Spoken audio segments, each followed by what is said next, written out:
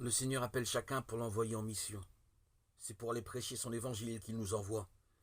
Une attitude est commune à tous ceux qu'il appelle dans les trois textes. Tous se reconnaissent pécheurs, pas dignes d'être ainsi appelés.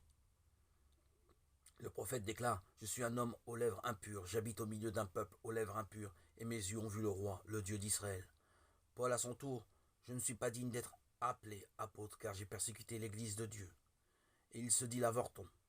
Et Pierre ensuite dit « Éloigne-toi de moi, Seigneur, car je suis un homme pécheur. » Avec la grâce de Dieu, cependant, dans ces trois textes, ils en sont dorénavant capables.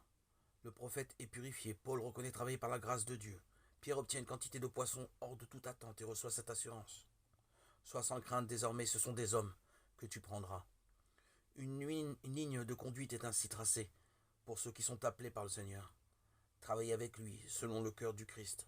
Reste toujours fidèle à la volonté divine. Ainsi Pierre a pêché toute la nuit sans rien attraper. Le matin avec le Seigneur, il obtient tout d'un coup une énorme quantité de poissons.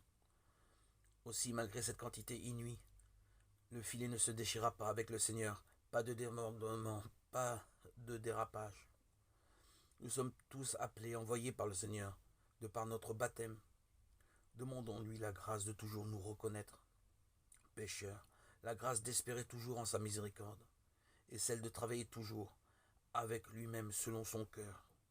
Nous gagnerons ainsi beaucoup d'âmes avec sa grâce, restant toujours confiants, fidèles et conformés à sa volonté, à l'action de l'Esprit Saint en nous.